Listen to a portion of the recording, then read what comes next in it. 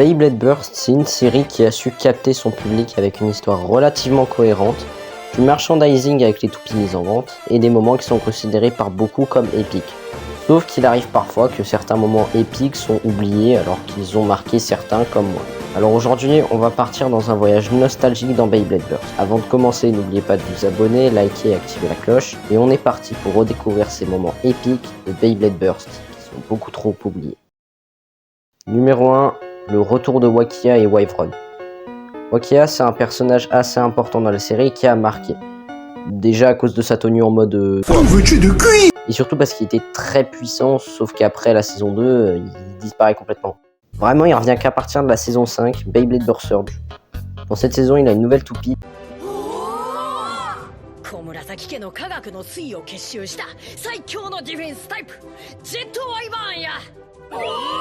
Elle n'apparaît vraiment que dans l'épisode où il est centré, et il n'a même pas d'esprit. Ouais, personne n'était Wakia. Mais il est super fort. Sa toupie a littéralement été travaillée et fabriquée en laboratoire pendant des années pour faire la Wyvron parfaite. Il arrive à tenir tête à des légendes comme Aiger ou Dante. C'est pour ça que c'est un moment épique, mais vite oublié comme son blader.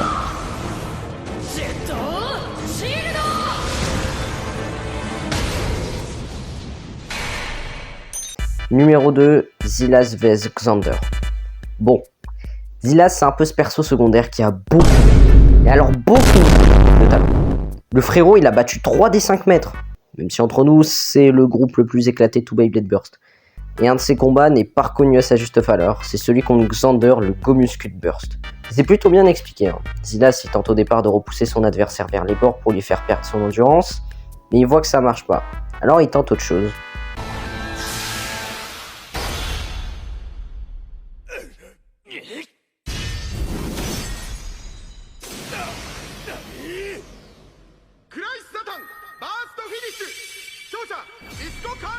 Et ouais, malgré son énorme puissance d'attaque, Xcalus ne peut pas encaisser sa propre puissance. Quant à sa tombe, c'est un type défense principalement conçu pour résister à ce genre d'attaque. Numéro 3, Zack vs Gabe. La saison 1 de Beyblade a un des meilleurs arcs, celui du tournoi national. Non mais il y a tellement de perfs incroyables et étonnantes. Par exemple, Ken vs Ben, Val vs Xander, ou encore Louis vs Shu, Rip Mongout. Mais un combat que je trouve oublié alors qu'il est légendaire, c'est Gabe vs Zack. Bon, Zack, on connaît, c'est un membre des 4 prodiges et il mérite clairement son titre. Et son adversaire, c'est le seul blader reconnu par Louis Shirosagi, c'est Gabe. On pourrait croire que ce combat est éclaté et complètement joué d'avance, mais...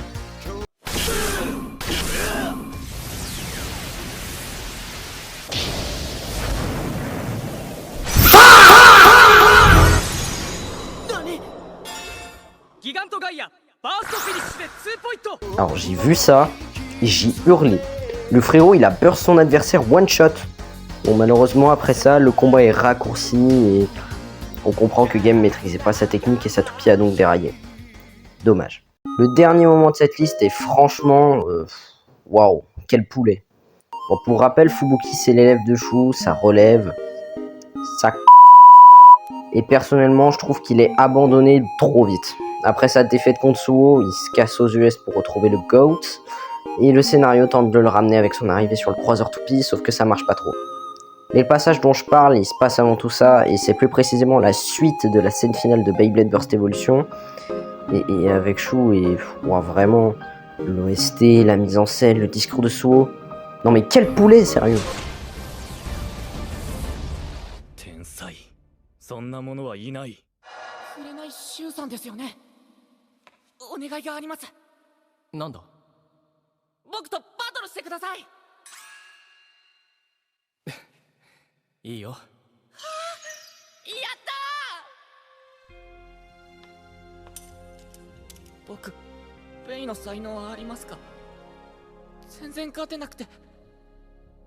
Fubuki, 君はベイが好きかい？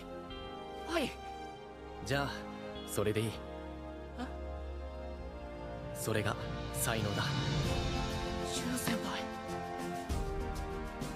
はい。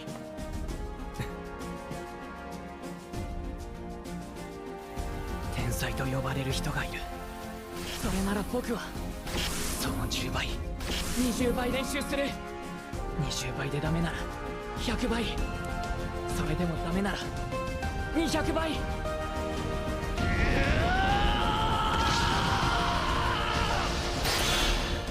墨江吹雪は天才なんかじゃありません。努力と執念のモンスターなんです。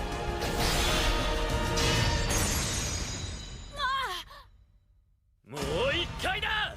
Et voilà, c'est déjà la fin de cette vidéo. J'espère qu'elle vous a plu. N'hésitez vraiment pas à vous abonner, liker et activer la cloche, car on a peut-être moyen d'arriver aux 100 abonnés, ce serait incroyable. Sur ce, c'était Pixel, prenez soin de vous, ciao!